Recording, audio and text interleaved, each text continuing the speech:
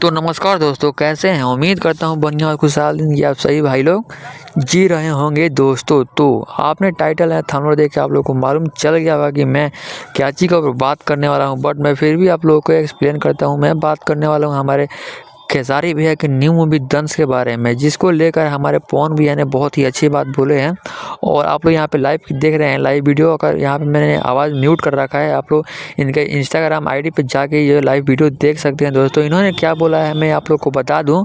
इन्होंने बोला है कि दोस्तों भले ही, और ये इन्होंने इस बात से इनको लगता है हमें कि भले इन्होंने आपसी तनाव करते हैं, बट ये लोग का आपस में इतना ज़्यादा प्रेम है और भोजपुरी में जो भी कुछ भी होता है तो ये लोग एकजुट हो जाते हैं।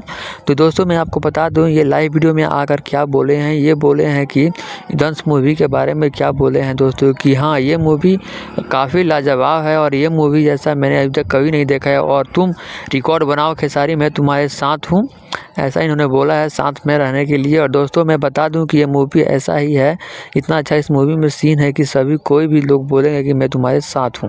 दोस्तों तो आप लोगों ने ट्रेलर नहीं देखा है तो आप लोग जाकर देख सकते हैं। और आप लोग को मालूम है कि हमारे खेसारी भैया का दंश मूवी का ट्रेलर रिलीज़ हो चुका है। चैनल का नाम है दोस्तों मैं बता दूं ग्लोबल म्यूजिक जशन चैनल से इसका ट्रेलर रिलीज़ हो चुका है।